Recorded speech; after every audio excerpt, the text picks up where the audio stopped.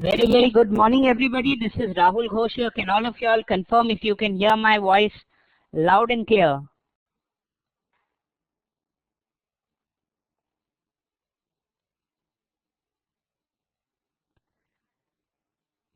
Fantastic. And I hope all of you can see my screen as well. You should be currently seeing the PowerPoint of Professional Trader Part 1.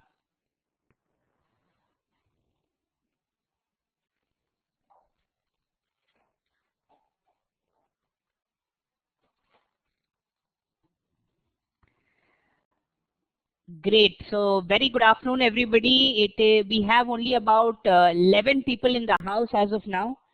Unfortunately, being the first day, people generally take a bit of time to join in, get used to how to get into the lab. So we're going to wait for 3-4 minutes for all of them. Hopefully they should join in the next 3-4 minutes, failing which we shall go ahead and start the session. Yeah, so see you in a couple of minutes.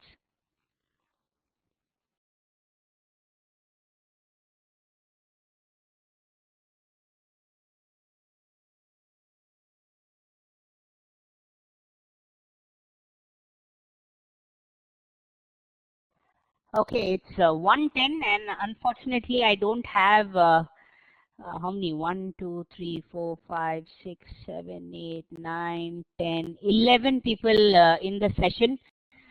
We'll go ahead and start the session, but before I start, a couple of questions for everybody over here. Question number 1, how many of you in this audience of 11 people already know me or, yeah, so already know me? That's a good question to ask. If you know me, give me a yes. If you don't know me, give me a no. And if you know me, please let me know where I have met you or how do you know me so that I can connect a little better. I want all the 11 answers, please. Balaji says in Bangalore. Aarti, of course, Aarti in Delhi. Hitesh, MIT sessions. Kanha, where are you from, Hitesh and Kanha? Bhuvaneshwari is in Chennai, was an Ignite student. Bangalore, Guru, okay. In Delhi, because Hitesh says Indore, okay. Kanha says I'm from Delhi. Fantastic. So anybody here who doesn't know me because I didn't get all the 11 answers? Anybody else who doesn't know me?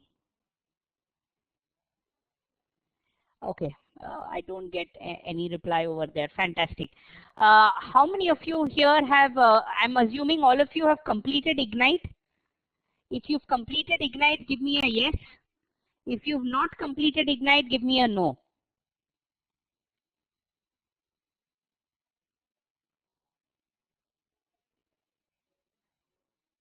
Okay, Balaji, the Professional Trader course is the first course that you're taking?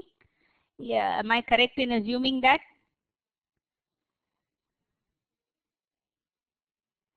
Okay, where are you from, Balaji? You're from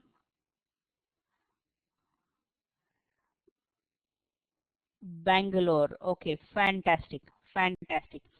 So what I'm going to do is, friends, so I'm understanding I don't need to introduce myself as people normally generally in this room at least know me, but for those of you who might join in and are watching the recording also probably, I'll just give a small 2-line introduction to myself. My name is Rahul Ghosh, friends. So what do I say? I'm 28 years old. Long story short, guys, at the age of 21 is when I had sold my first company. It was to a European-based venture capitalist. For the last 12 odd years, I've been with the stock market, and today, I mean, 1% of India's wealthiest people, I manage their money. They come to me for advice. I'm a consultant here with Online Trading Academy. You normally will not see me teaching many classes apart from the online classes. Because yes, I look into a lot of direct trading myself. Having said that, we're going to look at a lot of direct trading in this class itself. Once we go over the theory, in every portion we are going to get into the practical aspect of things, because that's the only way I feel you can go ahead and learn. Okay, today is going to be comparatively the basics. Okay, we're going to cover a little bit of candlesticks just so that I know everybody is on par. I'm going to cover a little bit of boring and exciting. little bit of how to mark demand and supply zones. Now, one thing you need to all keep in mind, that is that a lot of you in this room might be familiar with some of the concepts I'm teaching you. It doesn't matter, guys. We need to be fair, and we need to make sure we start from ground zero so that everybody in this room is on par with each other. And as day 3 and day 4 and day 5 start, you will notice that we'll come into a host of concepts which nobody in this room are aware about. Does that sound good to everybody? Give me a yes or a no, guys. I hope that sounds good to everybody. Okay. Today is going to be the basics of charting and a lot of candlesticks. So there are different types of charts. Let's get on with the lesson. There are different types of charts. You have weekly charts, daily charts, 15-minute charts, 2-minute charts. Any time frame you pick up, you can have a chart.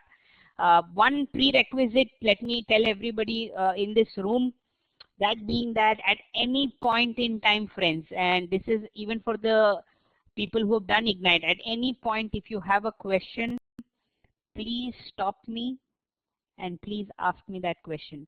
Every day we would have a dedicated 10 minutes before we end the session or just after our initial break, where we will be discussing questions. But at any given point, if you're not able to follow any concept, I would recommend you to stop me then and there so that I can explain it. Different types of charts. Trading with candlesticks. Candlesticks give us the immediate result of the supply and demand equation. We use candlesticks to give us a more detailed and precision-based entry and exit. This is what a candle looks like. Balaji, I'm assuming you've not done Ignite. Tell me, do you have any prior knowledge with respect to the stock markets? Any knowledge of how to read charts? Yes, okay, so some basic knowledge of how to read charts. Fantastic, Balaji. So all this also shouldn't be difficult then. A green candle has the open at the bottom and the close of the top. The uppermost point is how high it goes and the lowermost point is how low it goes.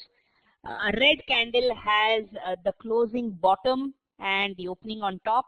The high and low would of course remain the same. Demand, a price level in the market where demand exceeds supply. This is where price stops falling and turns higher. Yes, I have gone beyond the welcome students page, but is that page still the one showing?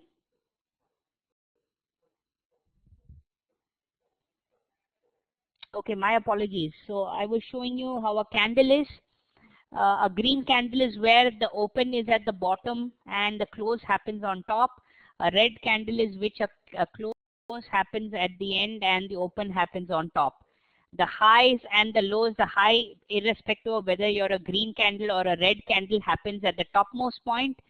The low is the bottommost point. The lower part and this upper part is normally caused as shadows, wicks or tails. Normally world over, if you see any of the international investors or the fund managers, they all call it as wicks. So I was discussing demand, a price level in the market where demand exceeds supply. This is where price stops falling and turns higher. Supply, a price level in a market where supply exceeds demand. This is where prices stops rising and turns lower. The emotions of fear and greed are clearly seen on the price chart if you know what you're looking for, friends. Now, before we get into the demand and supply concepts, I want to just explain a little bit of candlesticks before we get in, just so that I know everybody's clear with this. Now, candle number 1, friends, is it a bullish candle or a bearish candle?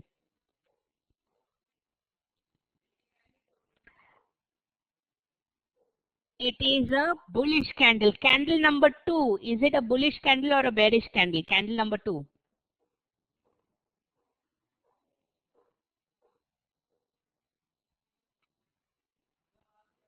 Candle number 2, bullish or bearish? Kanha says bearish. Bhuvaneshwari says bearish. Aarti says bullish. Anthony says bearish. Ladies and gentlemen, candle number 2 is a bullish candle and not a bearish candle. Candle number 2 is a bullish candle. Now you know why we need to go through the basics once again, because there are a lot of preconceived notions that it is very, very essential to take out. Friends, what you need to highlight over here is that if the closing of the candle, and in case you all don't know this, please write it down. If the closing of the candle happens in the top 50% of the range, I repeat, if the closing of the candle happens not even in the top 50%, I would say in the top 40% of the range, then that particular candle is a bullish candle. I'm repeating, if the closing of the candle happens in the top 40% of the range, then it is a bullish candle. If the closing of the candle happens in the bottom 40% of the range, if the closing of the candle happens in the bottom 40% of the range, then it is supposed to be a bearish candle. If the closing happens between 40 and 60% of the range, then it is supposed to be a neutral candle. Top 40% bullish, bottom 40% bearish, between 40 and 60%, it is supposed to be a neutral candle. Clear, everybody? Give me a yes or a no.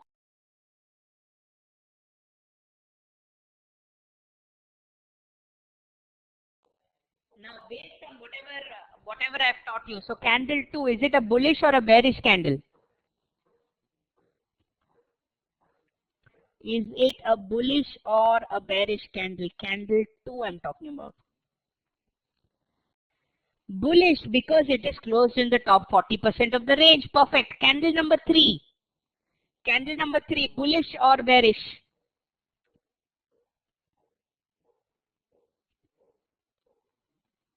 Now in a green candle, the closing happens on top over here, or does it happen at the bottom? Green candle closing top or bottom? It happens at the top. Therefore, it is in the top 40% of the range. Hence, it is a bullish candle. What about candle number 4? Candle number 4. Bearish, bearish, bearish. Absolutely perfect. It is bearish. What about candle number 5? Candle number 5. Neutral, neutral between 40 and 60%. Perfect. It is neutral indeed. What about candle number 6? Candle number 6 is also between 40 and 60% and is a neutral candle, and in conventional terms called as a doji, D-O-J-I. Conventional technical analysis calls this as a DOJI or a doji. Yeah. Now, apart from whether it is a bullish candle or a bearish candle, there is another type of candle that we are going to learn about, and that is whether the candle is a boring candle or an exciting candle. Okay. Now, a boring candle is when the body of the candle is less than equal to 50% of the range. What is the body mean? Body is nothing but your open price minus close price. What does your range means? Range means nothing but the high price minus the low price. That is, if your body is less than equal to 50% of the range, it is called as a boring candle. If it is called exciting if your body is greater than 50% of the range. I repeat, it is called exciting if your body is greater than 50% of your range. I'm going to show you a live example because there are some new people here in the audience. Let me open up Trade Tiger. Give me a minute.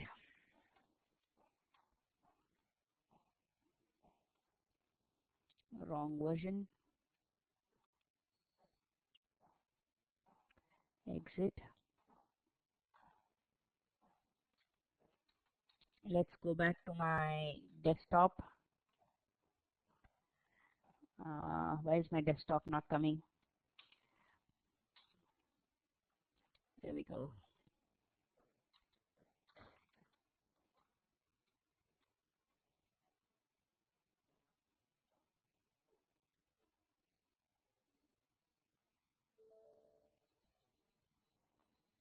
Okay.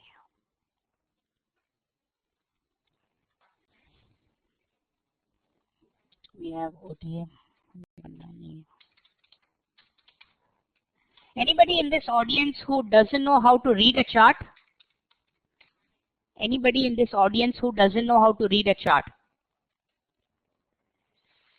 Everybody knows, so maybe the 4 other people who have not joined in today might not know how to read a chart. So for the benefit of those people, I'm going to just show it once. Okay, and the people who are watching this recording, in case you've not understood and have a doubt with respect to how a chart works, please feel free to ask me the next section or send me a mail. Now let's understand what a chart is. A chart basically has only 4 parameters, friends. Only 4 parameters. The top left side of the screen is normally the name of the stock or name of the chart, which is Ambuja Cement in this case. The bottom right corner of the screen basically tells which type of chart it is. By which type of chart I mean whether it is a daily chart or a weekly chart or a monthly chart or a 5-minute chart, depends on that. This, if you see at the bottom right corner, is called as a daily chart or DLY, which means that each and every candle over here represents 1 day. I repeat, each and every candle over here represents 1 day. The red candles means prices are going down and the green candles mean prices are going up. I repeat, red candles prices going down, green candles prices going up. In the bottom part of the screen, you have the X and the Y axes, both bottom and perpendicular. The bottom axis shows us time. You will notice December, January, February, March, April, May. The bottom axis shows us time. The horizontal, the vertical axis, I beg your pardon, shows us price. 180, 190, 200, 240, 260, so on and so forth. Horizontal axis time, vertical axis price. Chart is nothing but showing us how this price of Ambuja Cement is moving up and down as time goes by. I repeat, chart shows us nothing but how the price of Ambuja Cement is moving up and down as time goes by. Yes, once again, top left corner, name of the stock. Bottom right corner, which type of chart it is. You have the x-axis and the y-axis. You have the horizontal axis showing you time. You have the vertical axis showing you price. The up and down movements basically show you how the price of Ambuja Cements in this case is moving up and down as time goes by. Okay, now we want to know whether a candle is a bullish or a bearish candle. This green candle over here, ladies and gentlemen, this green candle, is it a bullish candle or a bearish candle?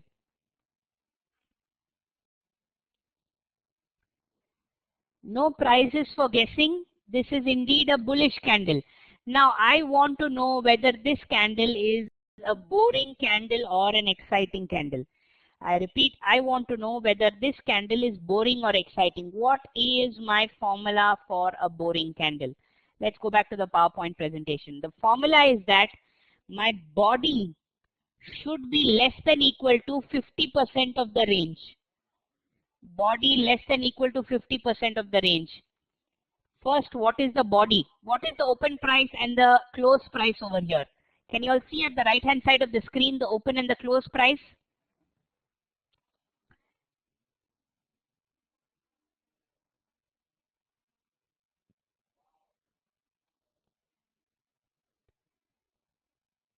What is the open price minus the close price? Removing the sign of plus and minus, the difference between that is what? Here, I'll put my cursor over it. 6 Feb candle. The open price is there, the close price is here. What is the open minus close price? I have an answer from Hitesh. Hitesh says, or no, Balaji. Balaji says the difference is 9.3. Let me write that down. The body is 9.3. Just a second, guys. Just a second.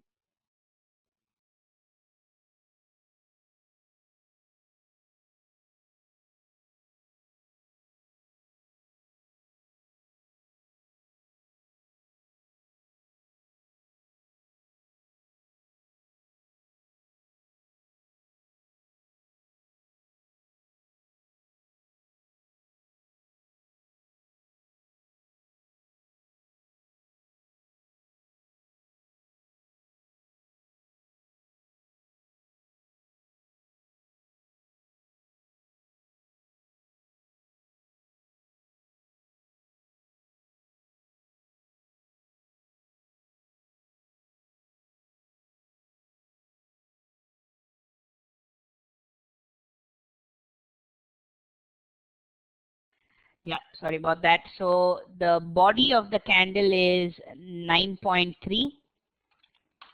Okay. Next, what is the range? What is the range? The range is nothing but the high minus low. What is the high minus low? You can see the high price 242.80, the low price 228.50. What is the high minus low price? Balaji again gives me an answer saying 14.3. Okay, so I'll take your word for it. The range is 14.3. Okay, so we have the body and we have the range. What does the formula tell me? The formula tells me that the body price should be less than equal to 50% of the range. The body price should be less than equal to 50% of the range. What is 50% of the range? Let's first calculate that. 50% of the range is going to be 14.3 divided by 2 or 7.15. Thank you, Hitesh. 50% of the range is going to be 7.15. Now, is 9.3 less than 7.15 or is 9.3 greater than 7.15? No prizes for guessing. 9.3 is indeed greater than 7.15. And if 9.3 is greater than, if the body is greater than 50% of the range, then that particular candle becomes an exciting candle or a boring candle as per this formula. What does it become? An exciting candle or a boring candle?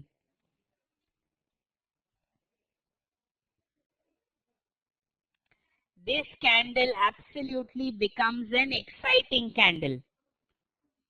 Yes, this candle becomes an exciting candle. Let's look at another example. Let's look at this example over here, this red color candle. Can you all please calculate what is the body value, the open minus close? 213.95 minus 213.25.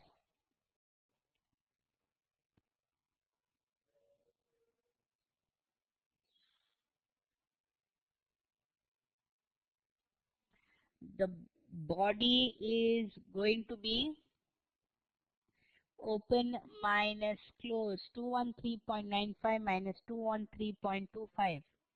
1.35, Hitesh, I really doubt it. It's 0.7.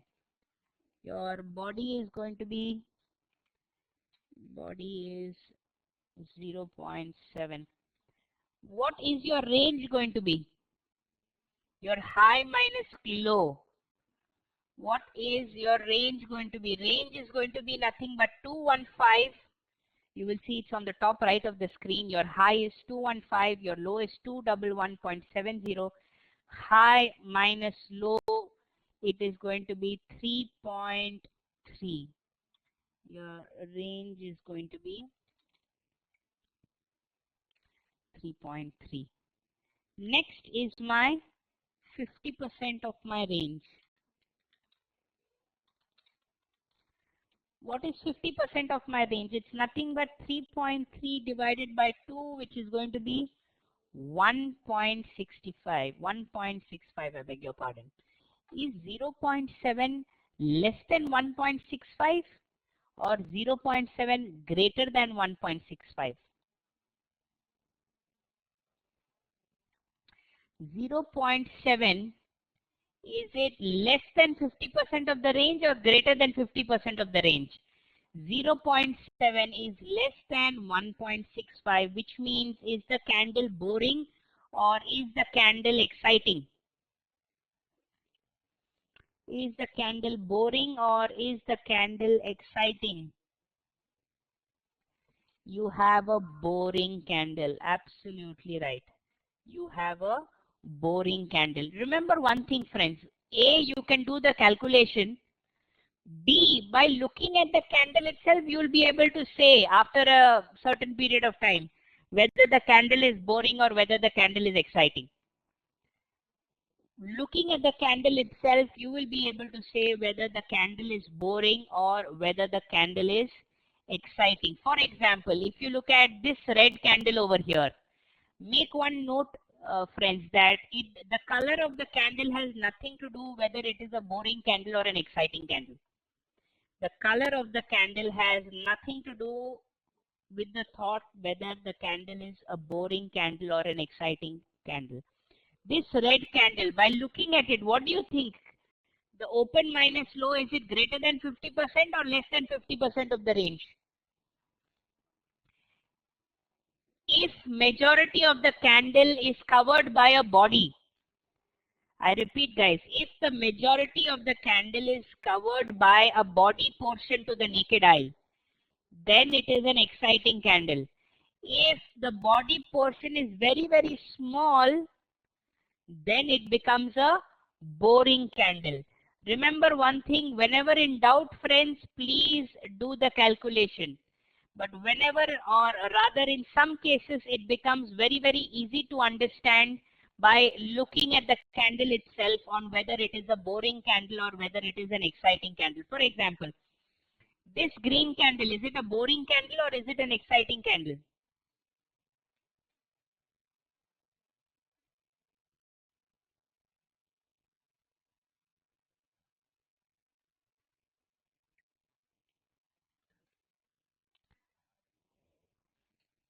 Exciting? Exciting? Okay, what about this green candle over here? Is it boring or exciting?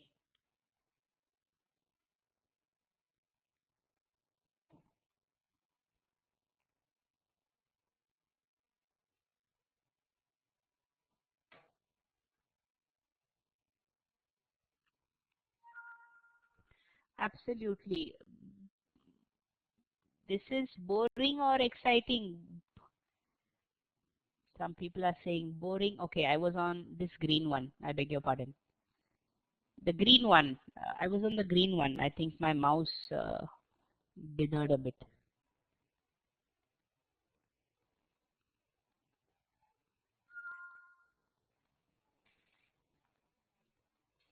It is a boring candle. If you notice that the body portion is much smaller and the wick portion is much larger. In this case, is the body portion larger or the wick portion larger? In this green candle over here, the body portion is larger or the wick portion is larger? The body portion is larger. And if the body portion is larger, is it a boring candle or an exciting candle?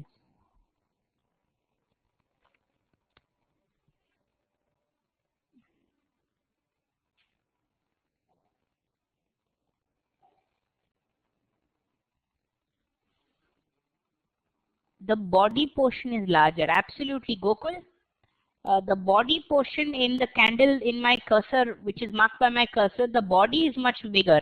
And if body is greater than 50% of the range, it becomes an exciting candle, my friend. Not a boring candle. Yes, one more. What about this red one over here? Boring candle or exciting candle?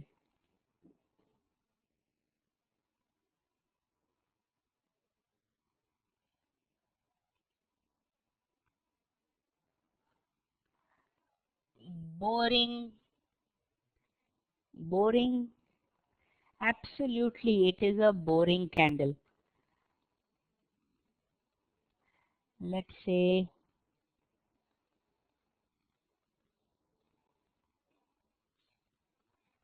let's look at a interesting example.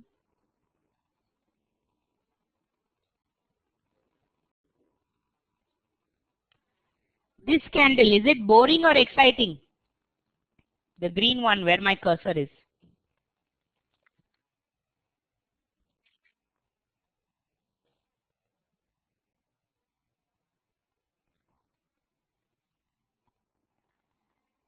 Can't say.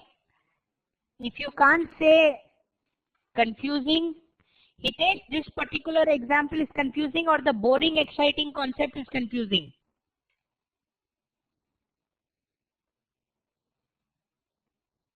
This candle, then why don't you all do the calculation? And I won't even ignite people to do the calculation. The open, high, low, close, the values are there on the right hand side. Have a look.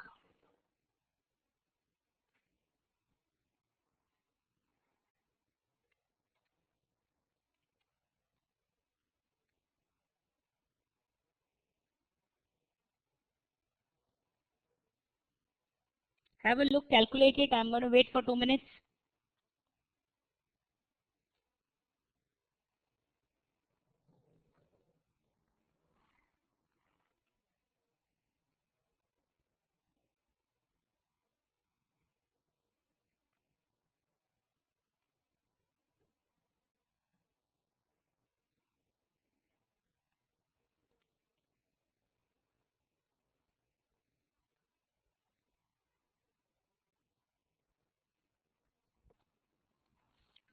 Exciting, exciting, exciting. Need to calculate? Yeah, so that's.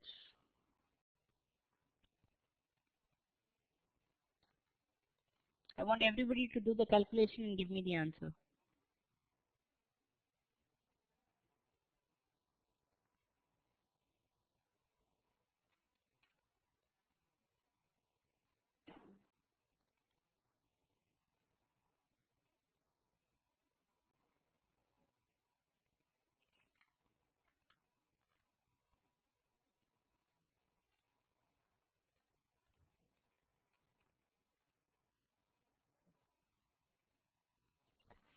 Exciting candle. Absolutely. This candle is an exciting candle. So whenever in doubt, always do the calculation. Or what is the easy way out in case you don't want to do the calculation?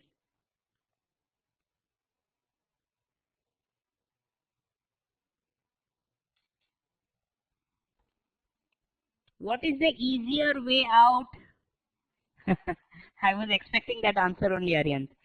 Friends, and especially my new participants who don't know about this, there is a tool that tells you whether the candle is a boring candle or an exciting candle.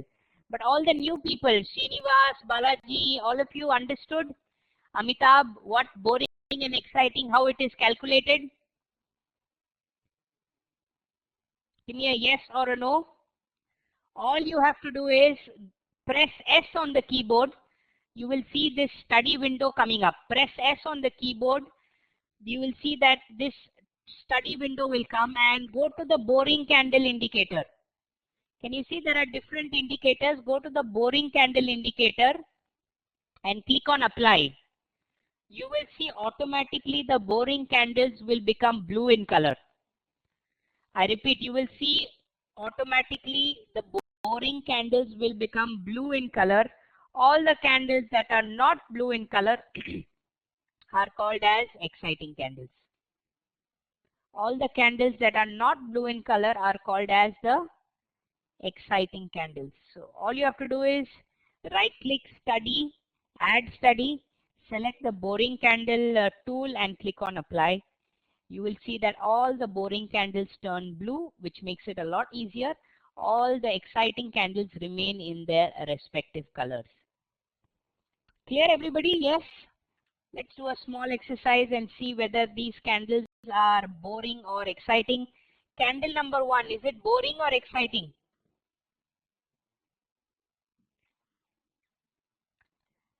Exciting, exciting, perfect. Candle number 2, is it boring or exciting? Boring, okay. Candle number 3.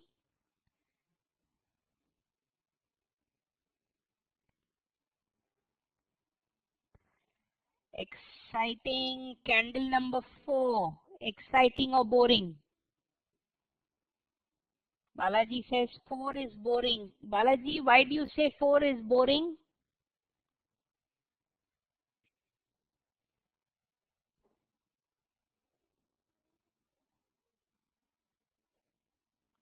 Why do you say 4 is boring?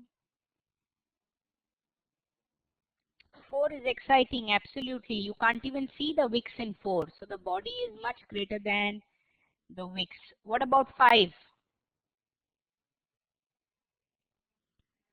5 is exciting. And finally, what about 6? Is it boring or exciting?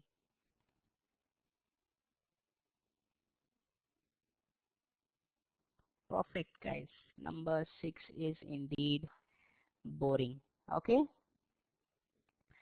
Now, are all of you in this room aware that how to log in and log out of Trade Tiger?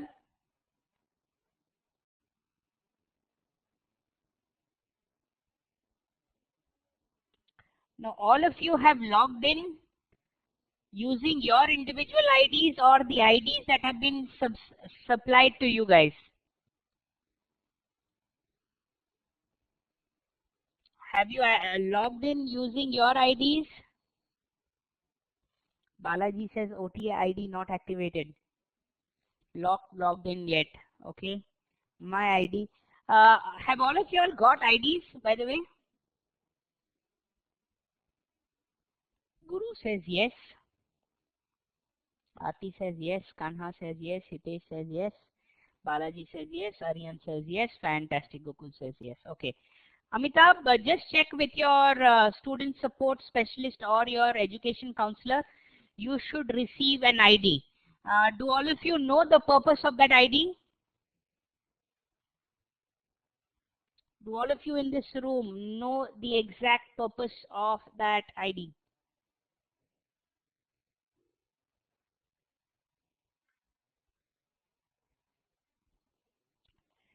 That ID is for logging onto your trading lab, getting into Trade Tiger, and for me to view your system. That ID, I think, has a predefined amount in it. Am I correct?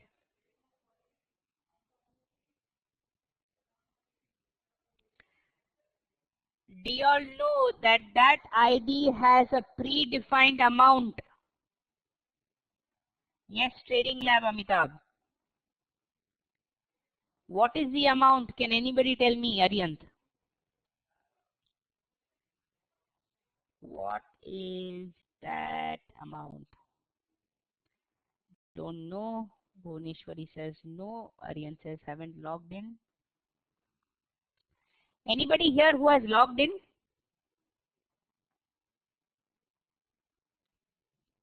Balaji says 1 lakh. Not available. For those of you who are not, it's not coming available, press F10, click on synchronize. Press F10 and click on synchronize. That 1 lakh should be visible then. F10 and synchronize.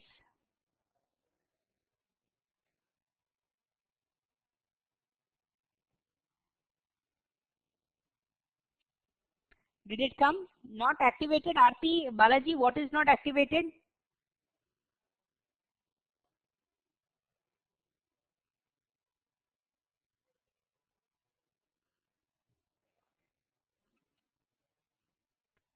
What is not activated?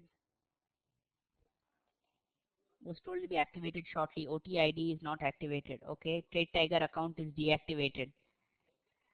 Guys, tomorrow before the class begins, please all of you make sure that your IDs are activated.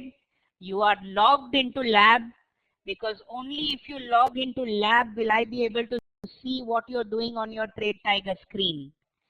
Secondly, you will find that there is a 1 lakh rupee actual money given in the accounts where you have got IDs.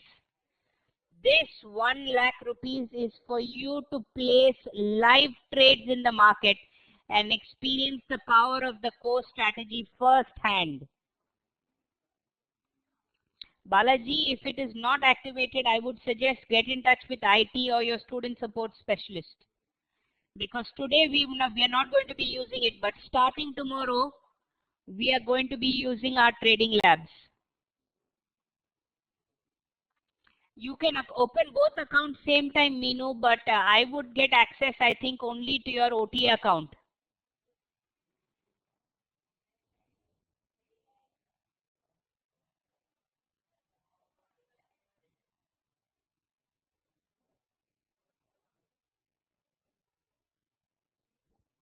Yeah? All of you here know how to log into Trade Tiger as well, I'm assuming? All of you know how to log into Trade Tiger? Yes, no? I don't think there should be any problem with that. A lot of new participants, so all of you have understood how you read a chart? Yes, top left corner, what is there? Bottom right corner, what is there? Green candles, prices going up, red candles, prices going down. The horizontal axis has time, the vertical axis has price. We learned how do you differentiate between a bullish candle and a bearish candle. We learned how do we differentiate between a boring candle and an exciting candle. Let's do one more exercise before we move forward. This candle where my cursor is this a boring candle or an exciting candle? I want you guys to tell me. This candle where my cursor is it a boring candle or an exciting candle? I want you all to calculate and tell me. I'll give you all about a minute's time.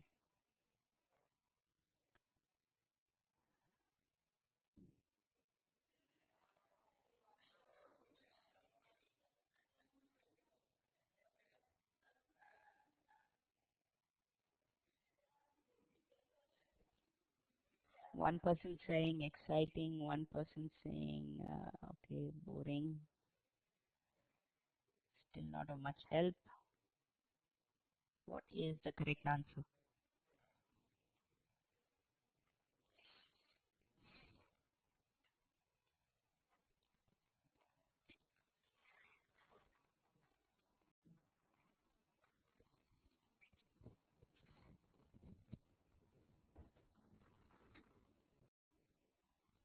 Exciting, Balaji says. Hitesh says exciting. Anthony says boring. How can the same candle be both boring and exciting, friends? One of you have then definitely made a mistake.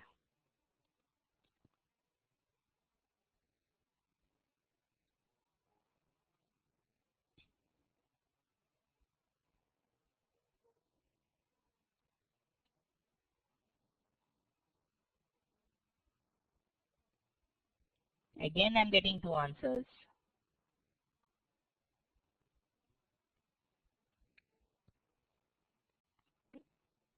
Aryan is saying exciting. Anthony, what about you?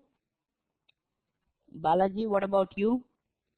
On the right hand side, you see the open, high, low, close prices are already there.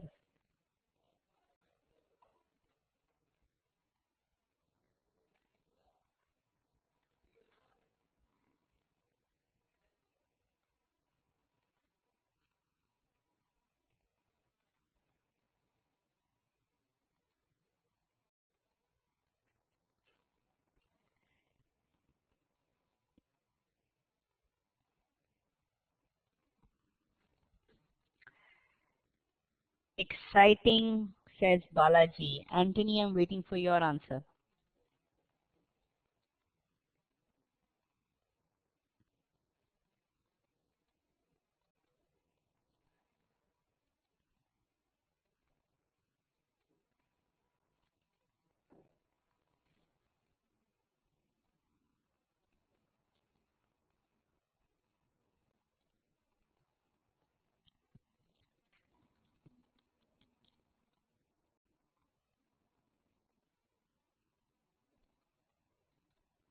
Anthony?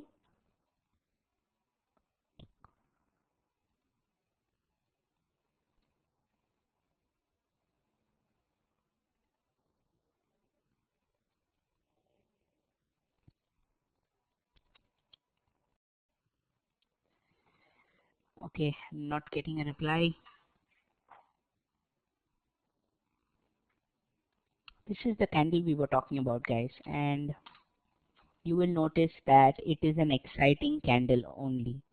Why? Because your open minus close is greater than 50% of your high minus low. Your open minus close difference should be roughly less than 3. Your high minus low close should be roughly about 5.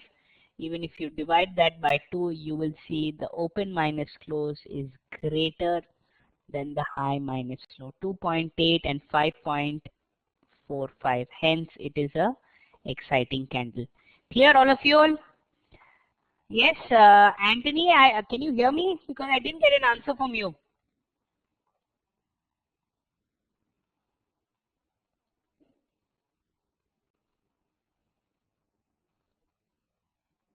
Exciting, fantastic. Let's get into the concept of demand and supply now, friends. We learned what charts are. We learned. So one thing all of you should keep in mind, guys. I will always cover the theory part a little bit quicker. The reason I will cover the theory part a little bit quicker is because I want as much time as you can get in placing live orders and getting in fills in your trades. Before we get into demand supply, it is my duty, because today is a Trade Tiger session day. Any features with respect to Trade Tiger that any of you all have any queries with?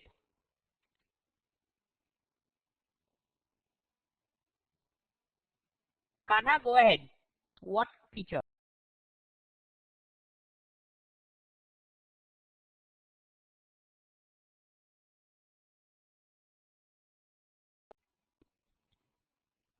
Integration is charts. What integration is charts? Because I didn't get you. Whatever queries you all have with respect to Trade Tiger, Rahul, I don't understand this feature. Rahul, I don't understand how to get from this chart or how to link charts. Please go ahead. Because what do you mean by integration of charts? Are you saying how do you put more than one chart? Is that your query?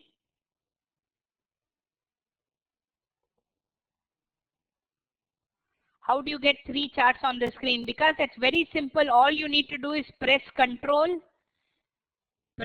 hold control and select the other chart. It will automatically open.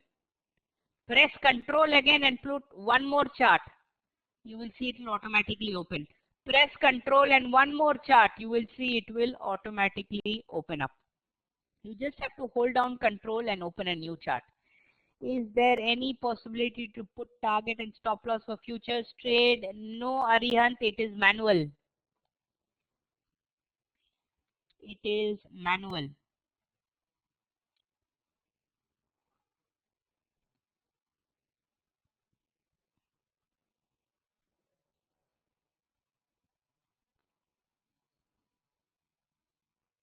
Yeah. Now, are you all aware of how to place, what do you call, how to place an alert? Are all you guys familiar on how to place an alert? Yes. Yes. What about my new friends who've just joined? Maybe good to see once again. Sure. Let's say I want an alert when price, what is the current market price now? Current market price is 262. I want to tell the system, give me an alert when price comes below 250 rupees. I repeat, you tell the system, give me an alert when price comes below 250 rupees. All I have to do is right click, add to price alert. Can you see add to price alert over here?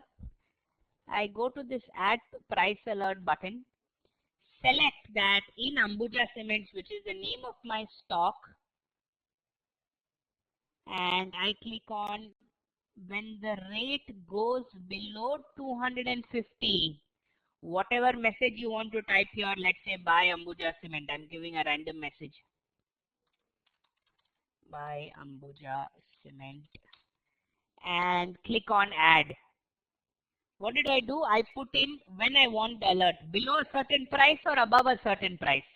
I fit in that price. In this case, I wanted an alert when prices went below 250.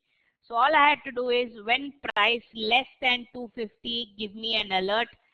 In the message box, I wrote what alert I should be given. In this case, it was buy Ambuja Cement, and I clicked on add. Similarly, if you want an alert when prices go above 270, we're taking the vice versa scenario. If you want an alert when prices go above 270, add to price alert when the price is greater than 270. Click add and type in a message, whatever you want to type, that your target is reached, exit the stock, or whatever it is, and close this window. Either way, what is the biggest advantage of price alerts, friends? Can anybody tell me?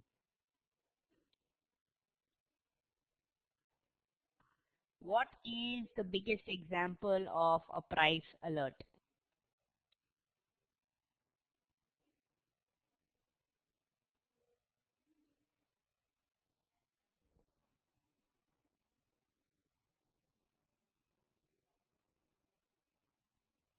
Will it work if the price goes down after pre-open? Yes, it will work till price comes below 250.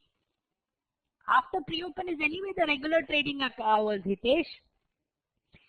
We can plan our trade, check arrival before putting trade, alert when it's nearing our zone. It is possible that all of us will not be in front of the screen all the time. It is possible that if we plan the trade, we might forget.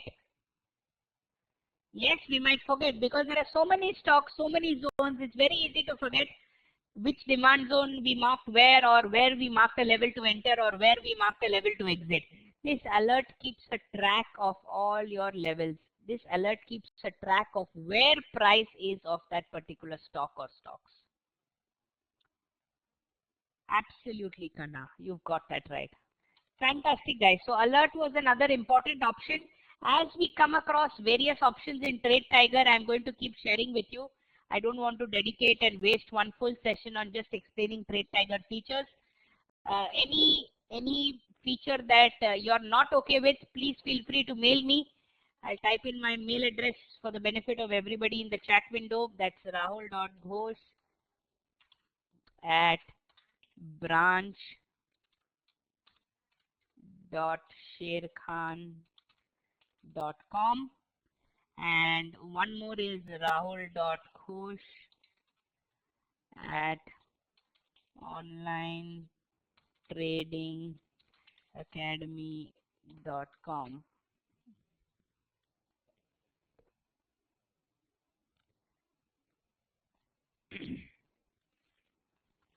It's rahul.ghosh at branch.sherkhan.com, rahul.ghosh at onlinetradingacademy.com.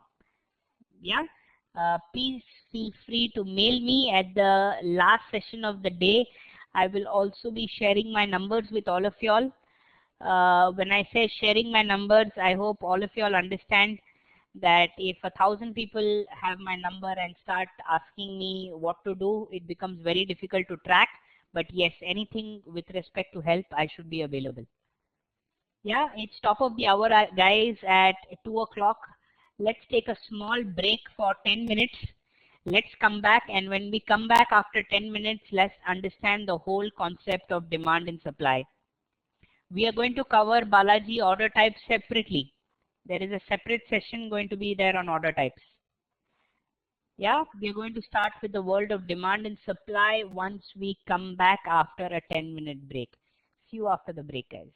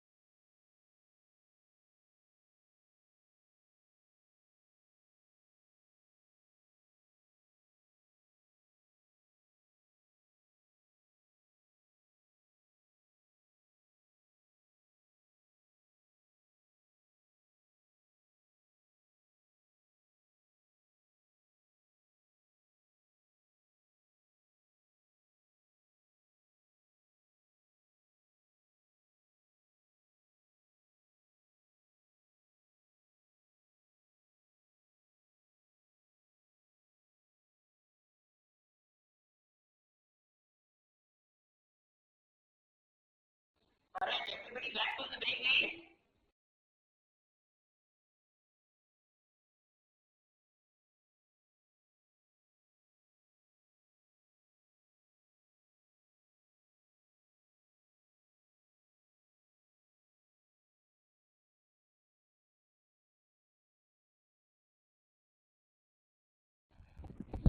All right, let's get into demand and supply, friends. Okay, I'm going to go a little slow from here. If some of you are familiar with the basics of this concept, I would suggest this would be a good recap, but starting day 3, day 4, day 5, we have a lot more in store for you guys. The lowest risk, highest reward, and the highest probability entry point into a market is at or near the turn in price. This means that we need to be able to time the market turning points in advance with a very high degree of accuracy. Market price turns at price levels where supply and demand are out of balance. Would all of you agree with the following lines, that prices turn only when supply and demand are out of balance? Let me give you an example. If 10 people are looking to buy onions and 1 or 2 people are looking to sell onions, then is there more buying happening or is there more selling likely to happen? More people wanting to buy or more people wanting to sell? More people are wanting to buy. And if more people are wanting to buy, is there more demand or is there more supply?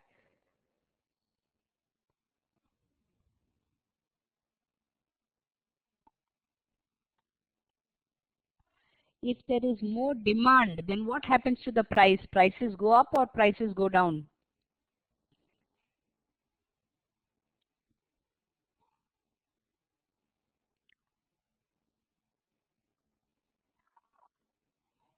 Then prices absolutely go up. Same way, if there are 10 people looking to sell onions and only 1 or 2 people willing to buy onions, is there more supply or more demand?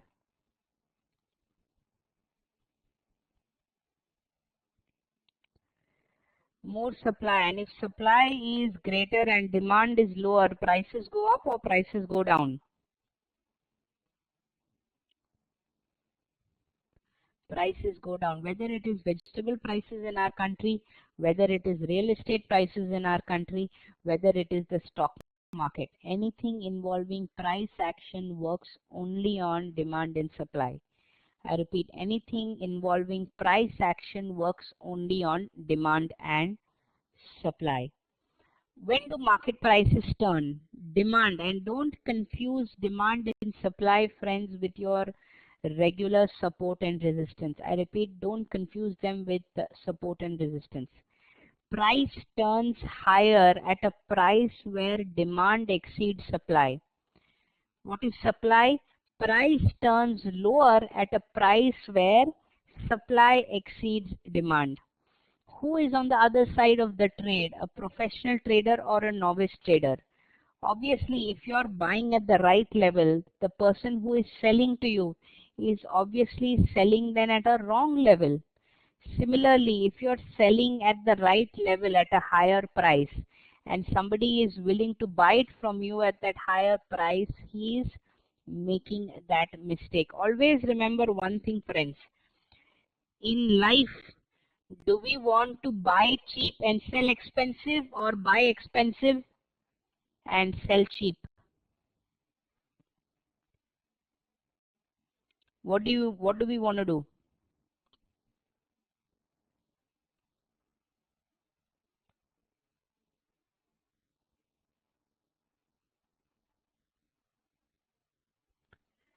We always want to buy cheap and sell expensive. Absolutely. The same logic, then why are we not applying with the stock markets? Why is it that all the conventional technical analysis tool tells you to chase price and buy at that expensive price? Generally, for those of you who weren't familiar with demand and supply and who are not familiar with demand and supply, how do you generally buy a stock? You generally like to buy a stock which is already moved up certainly. You think that no, prices are moving up, let me get into the bandwagon. Would you all agree with me? That is generally how we tend to get in and get out of markets. Now, you might argue telling me that, Rahul, if the price is going up, then why do we want to be a seller? But the fact is, when prices are expensive, that is when you would want to be a seller. If prices are cheap, when prices have fallen quite a bit, that is when you want to be a buyer. The origin of any move in price is where supply and demand are out of balance. This is where we find the low risk, high reward, high probability entry points into the market. Yes, which is going to be, so how are we going to play it? We are going to play this high probability market turning point. Just a second, guys, I'll be back. Just a second, friends, I shall be back.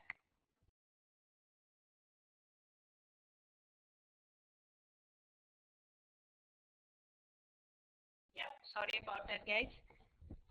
So we were talking about buying when the price is cheap and selling when the price is expensive. Now, normally, for those of you who follow fundamental analysis or who track a little bit of fundamental analysis suggests that we buy a stock when the prices are cheap, and when we sell a stock when the prices or the valuations become expensive. Would you all agree with me? Yes. Fundamental analysis tells us to buy stocks when their valuations are, in quotes, cheap, and sell stocks when their valuations or when the price becomes expensive. My question to y'all, and if some of you have heard me, you would reiterate what I'm trying to say. What I'm trying to say that if a stock, and I'm talking about, take any one of the good names. If you take an IndusInd Bank, and IndusInd Bank, ladies and gentlemen, went from 600 to 800 to 900 to 1000 to 1200 to 1400. What is stopping it to go to 1600 or 1800? Who defines what is expensive? Who defines what is cheap? We have seen a stock like L&T, which is one of the largest companies in India, fall from 2000 rupees to 960 rupees. Who defines what is cheap? Because 60% of the stock had fallen. We had seen Tata Motors fall from 700 rupees to 300 rupees, which is almost 60% of the stock. We have seen Dr. Reddy's fall from 3800 to 2500. We've seen Divi's Lab fall 50% down. Who decides what is cheap and what is expensive? Are you telling me that the market decides what is cheap and what is expensive? Are you telling me the balance sheet decides what is cheap, what is expensive? This is an open question to all of y'all in this room over here, guys. Who decides what is cheap and what is expensive? And I just want a general answer from all of you. The seller decides. Chart decides. FIs decides. Perception decides. FIIs, institutions decide. Let me show you an example, guys, because I want you to understand this concept very, very well. If you have a stock over here, Yes Bank, that, ladies and gentlemen, has moved from 600 odd rupees to 1700 odd rupees. You have this stock which has moved from 600 odd rupees to 1600 odd rupees. You're telling me that from December 2016, in a matter of 5 months, what changed in the company that the company has almost tripled? Can somebody tell me what changed fundamentally that suddenly the company almost tripled in the matter of 6 months? All the fundamental people over here. can somebody tell me that if I have a stock like SBI, okay, and let's say I go to a weekly chart over here, what changed in SBI that this entire crash from 350 to 150, that is more than 50% of the company, ladies and gentlemen, vanished into thin air? And then, and what, this is from a course of, let's check, this started in Jan and ended in March. In 1 year, the company fell 60%. In the next 1 year, the company went back another 50%. You're telling me that the fundamentals became so erratic that the company is halving and doubling every year? I repeat the question, ladies and gentlemen. Are you telling me that the largest bank in India has such erratic fundamentals that it halves in 1 year and then doubles the next year again? Because make no mistake, guys, from 300 to 150 and again from 150 to 300. That is exactly what has happened. Ladies and gentlemen, price is controlled by the people with the power of money. One line, one outcome. Price is controlled by people with the power of money. Let me tell you, if market went from 7,700 to 9,300, at 9,300 also people are willing to enter. Why? Because either they have been left out in the entire move and are feeling that मैंने तो पैसा बनाया ही नहीं, I didn't make any money. At 9,300, people are not thinking about is it overstretched, understretched, overbought, oversold, nothing. Their left out feeling can cause another 500 points in up move. The power of money is enough to move the market above any boundary and below any support or below any fundamentals. I hope each and every person in this room is clear with that. If you are not, please stop me right now and I'll be more than happy to give you enough and more evidence to suggest otherwise. I want all the 12 people to either give me a yes, or if you've not understood, give me a no.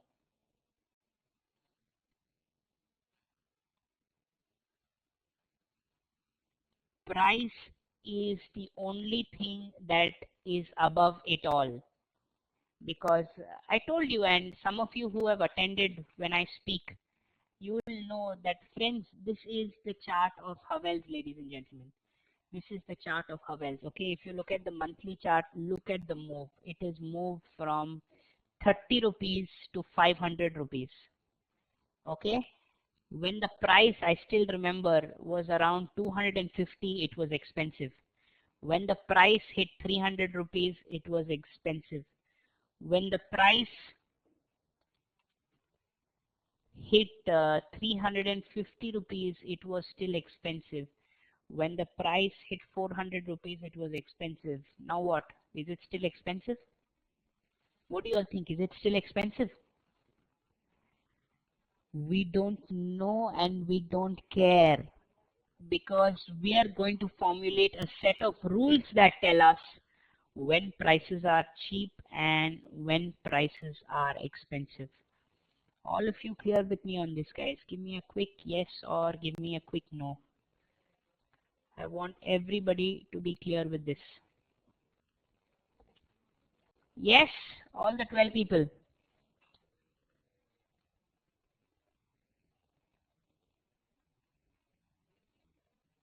Fantastic, fantastic. Let's get back to the concept of demand and supply, guys.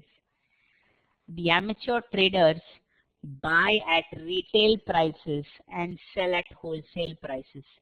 The professional traders simply trade with the amateur. Let me give you an example, friends. We had a trade in BEDL. Okay, now although you all are not familiar with the demand and supply concept, let me explain this to you. We had a trade that I had given in one of my sessions. Okay, and the trade was that I was buying over here at 221, keeping a stop loss at 202 or thereabouts. Do you all understand entry, stop loss and target, guys? The new people. Do you all understand entry, stop loss and target? Entry is where we are entering the particular stop. Stop loss is the maximum risk we are willing to take, and target is where we are looking to exit. Okay, and VEDL, which was in such a strong uptrend over here, decided one fine day to correct from 280 all the way to 220. Okay, 60 rupees it corrected. But when prices are going down, you could have done two things, friends. You could have either sold or you could have got in, because the eventual trend of this move is up, and helped play in this up move. Two options you all had. Buying at a cheaper price rather than selling at a cheaper price is what we are looking to do. When I bought at 221, logic tells me somebody sold it to me at 221. Would all of you agree? Obviously, I can buy only from a seller, right? If I bought it at 221, obviously somebody sold it to me at 221. What happened to the person who sold it to me at 221? Is he feeling happy right now? He is not very happy, because prices have zoomed up 15 rupees from his level, or about 7-8% from his level. Buying cheap and selling expensive. Precisely what we are looking to do. Next, the two key buying mistakes: buying after a rally in price, buying at a level where supply exceeds demand.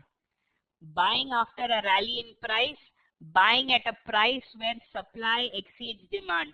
Now friends, as I said earlier, I don't want you to confuse demand and supply zones with support and resistance. They are entirely two different things. Please don't confuse either. Demand and supply is completely different from support and resistance. If you have you heard about support and resistance, by the way? Any of you heard of support and resistance? Bhuvaneshwari says no. Bhuvaneshwari, if you've not heard about it, don't even waste your time. Believe me, it's not worth your time. So people who've heard about support and resistance, quick exercise for all of y'all. Okay, what I'm going to do is I'm going to take this horizontal line, and I'm going to keep moving this horizontal line up and down like this. And wherever you tell me stop, I am going to stop this horizontal line. Wherever you guys or the first person in this audience, wherever he tells me stop, I am going to stop this line. So go ahead guys, whoever tells me stop, I will stop the line over there.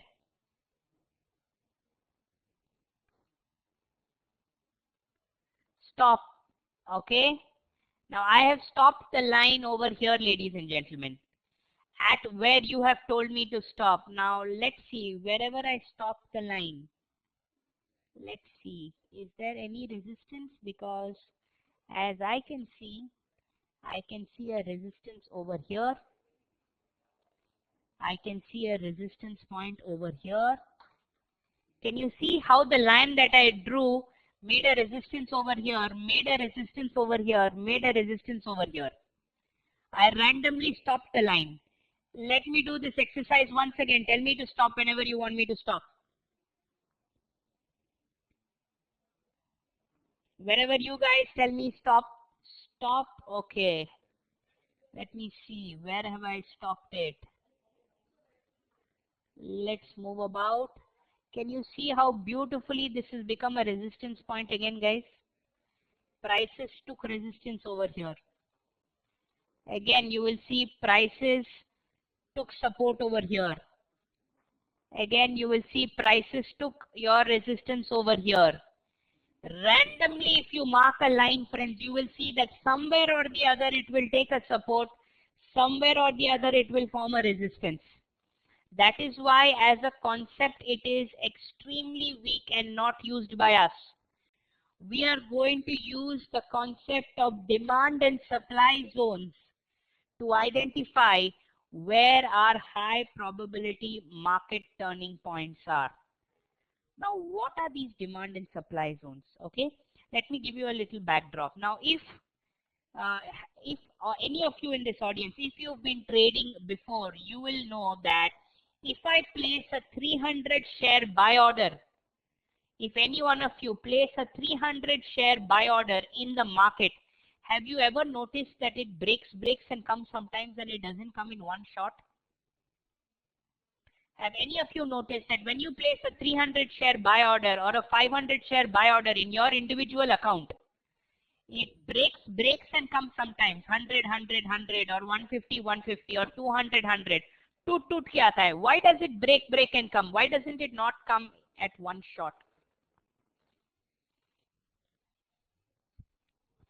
Why does it break and come?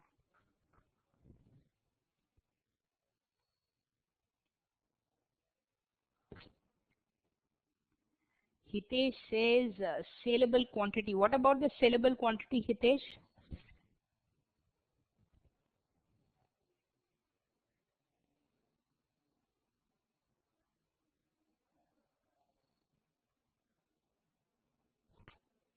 Available quantity to sell, you get as people buy or sell. Absolutely. You need a buyer and a seller for a transaction to take place in the market, which means what? Which means that first 150 sellers came, that's why my 150 went. Next 150 sellers came, and that's why I could buy the next 150. There has to be a buyer and a seller for any transaction. The point I'm trying to make over here is that if in our 300 share buy order or 500 share buy order, I repeat, if in our 300 share buy order or 500 share buy order, it is breaking like this and coming, then when the institution buy lakhs of shares together, is it going to break there also, or is he going to get it in one shot? Question: when the bigger players are buying lakhs of shares, is he going to get it in one shot, or is it going to break in his case as well? What do all of you all feel? It is going to break and come to him as well, which means that there is a possibility he might not get the complete order the very first time. Would you all agree with me? Let's say some bigger player, okay, and I want all of you all to pay attention over here. Let's say some big boys wanted to buy 20 lakh shares of Reliance, and let's assume he placed this 20 lakh order in the market. Is it possible that how we don't get our 300 shares in one shot, he will not get his 20 lakh shares and maybe get only 10 lakhs? Possible, not possible?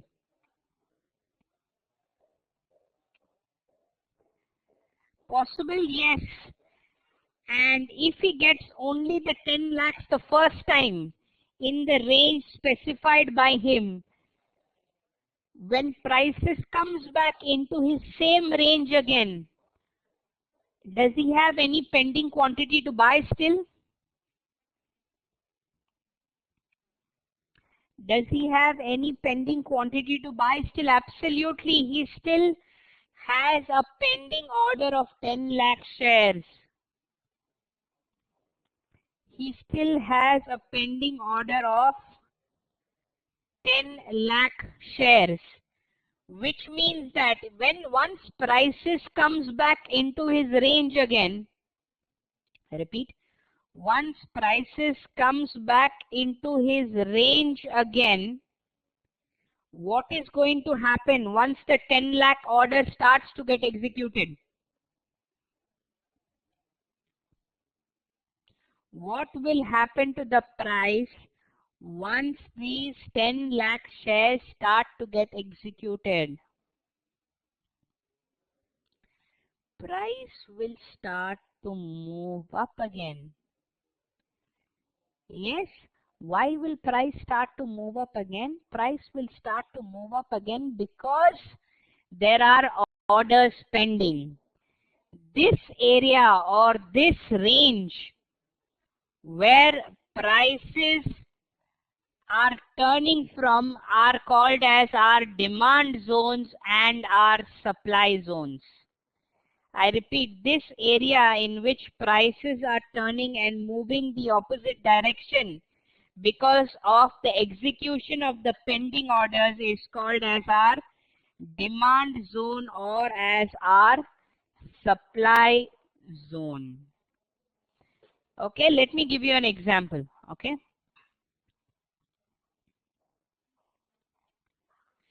let's take an example of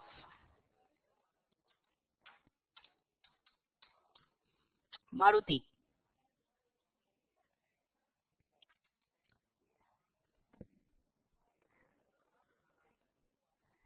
Now in Maruti, let's say that I have a range over here. Okay, let's mark one range. I'm randomly marking a range, guys. Don't pay any attention to on what basis I'm marking the range. I have marked a range in Maruti over here between 6094 and 6015. Are you all able to see this range, guys? I'm marking this range and I want all the new participants to understand this rationale. Okay, I have marked a range over here between 6094 and 6015. Let us assume that there is a 25 lakh order by an FII over here. Let us assume that there is a 25 lakh order by an FII over here, and out of this 25 lakh, let's assume 5 lakhs got executed with this big candle over here. 5 lakhs got executed over here, and when prices comes back into this range, are there any pending orders to be executed over here? When prices comes back into this range, are there any pending orders going to be executed? What is the quantum of the pending orders? The quantum of the pending orders is that there is 20 lakh in number, which means as and when the 20 lakh shares start to get executed, you will see the price also moving up. As and when this 20 lakh shares are starting to get executed, you will see the price also moving up. My question to all of y'all is, I'm sure everyone in this room would want to be a buyer in this range. Am I correct? Yes or no? Each and every person in this room would want to be a buyer over here and be privy to this entire big move that has happened. And be privy to this entire big move that has happened. In this range, friends, this 6094 to 6015 range that I have marked, is there more buying happening over here or is there more selling happening over here? Are prices moving up from here or prices moving down from here?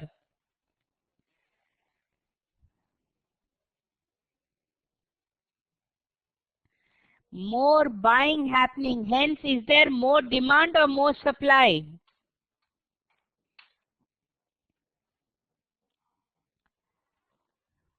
Hence, is there more demand or more supply? More demand, hence I call this as my demand zone, guys. Hence I call this as my demand zone. Clear, everybody?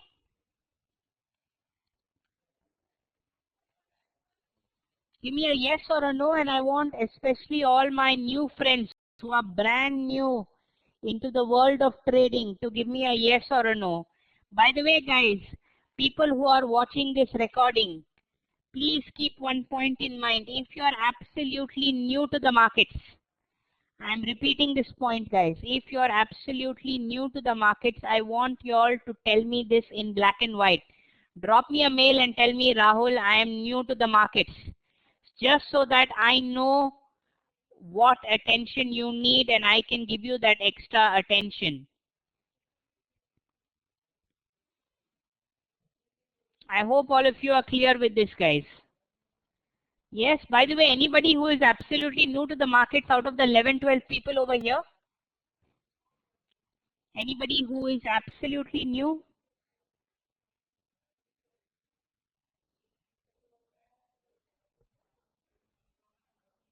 Hitesh, are you new? Give me a yes if you're absolutely new to the markets, guys.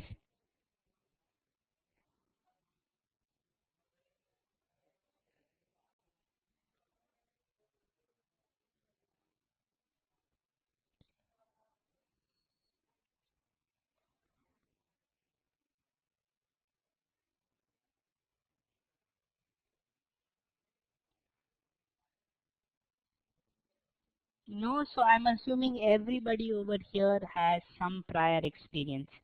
Anybody over here who has no experience in charts, although I asked, I think it's essential that I check again. Anybody over here who has no prior experience with charts? Everybody has, is it? Fantastic, fantastic. I'm assuming all of you have, in case. Friends, at any point, are you all familiar of how this software works? Blackboard that we are in. I don't want to start explaining how to mark demand and supply zones right now when there is only 10 minutes left. Okay. I would rather ask you that, are you all aware that you can even talk to me and ask me your doubts? It's not only through messages. If you have a microphone, I can give you mic rights and you can be talking to me and asking your doubts so that there is no mismatch in communication. Please get a mic organized so that you're able to understand where to, when you have a difficult question, you can always stop and ask me. You weren't aware, Aarti? Okay, now you're aware. Any of you have a mic right now? We can do a small test as well because we have some time in our hands. Kanha, what I'm going to do, Kanha, is I'm going to give you mic rights and go ahead if you have a question, or just say hello if you don't have a question, just so that we are aware of this. I've given you mic rights, Kanha. Aarti, you also? Okay, so I've given Kanha right now the mic rights. Kanha, go ahead and you can talk.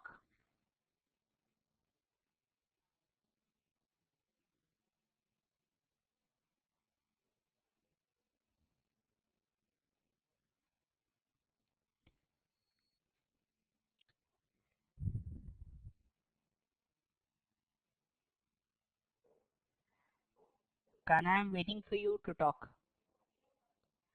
Aarti, I'll do something. I'll activate your mic rights also, Aarti. There you go. Aarti, I've given you mic rights as well. Any one of you. Kanha, you'll have to go to settings and get that checked. Okay, or you can get in touch with IT also and they'll take access of your screen. Aarti, you also have mic rights.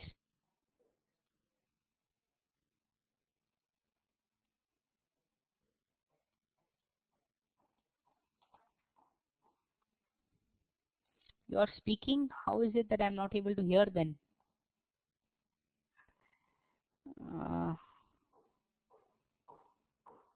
This is very strange. Okay, let me get this sorted out with IT, guys. Tomorrow you'll do a sound check and just see that IT is able to give you access so that you can ask me doubts, because I'm sure all of you understand that if you speak to me, it's easier for me to understand. It's probably easier for you to clarify doubts as well. I'm sure all of you in this room would agree with me on that. Yeah? Okay guys, with that I'll come to the close of today's session because I don't want to start a new topic when there is 5 minutes left. I hope all of you are with me on the same page. I don't want to start explaining how to mark demand and supply zones when there is only 5 minutes left. Instead, we'll start a fresh topic tomorrow at the same time, 1 o'clock. Aarti says just a small question. Shoot, Aarti.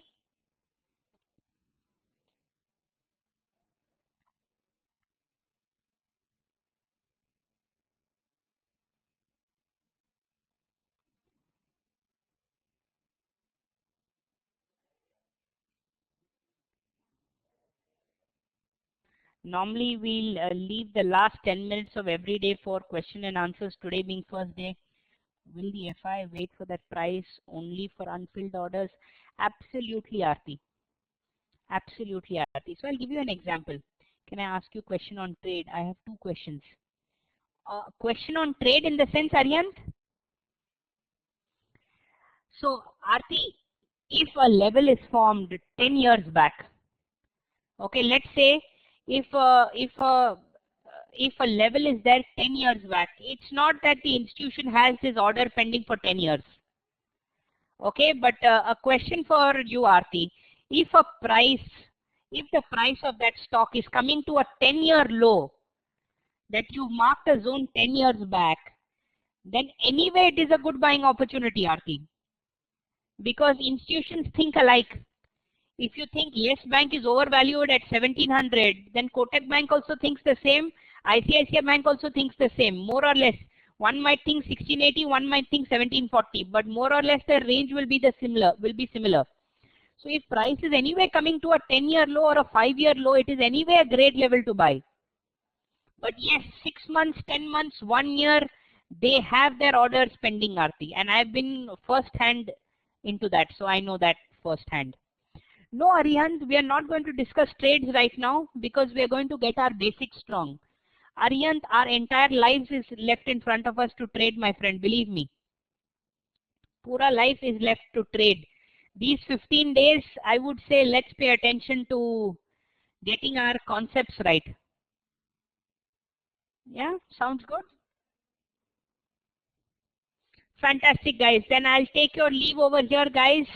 I hope all of you enjoyed day 1. Tomorrow we are back with live getting into demand and supply. I would make an urge to all the participants who haven't been able to attend live in today's session. I think 4 or 5 in number of them. Please attend live tomorrow.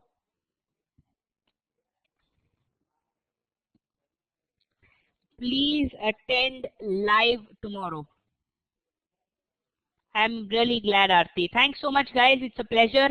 I want that at the end of 15 days, I should be knowing everything about you and you should be knowing everything about me, friends. In terms of our trading habits and the mistakes we make or the positives that we have or can bring to the table. That is the kind of one-on-one relation. There is a reason there are only 15 people in this batch. It's so that we are aware what mistakes we make, we are aware what our trading style is. You should be able to duplicate what I'm able to do, and believe me, it is no rocket science. Okay, Monica, I'll keep that in mind. Yeah, so thanks a lot, guys. See you tomorrow afternoon at 1 a.m. And a quick pointer, please either have your lunch during the break, because if you have the lunch and come to my session, some of you might fall asleep. So a little bit pointer. In the break, have your lunch, guys. Or during my session also, I'm okay with it. Yeah, have a good evening, friends, and see you tomorrow. Bye-bye.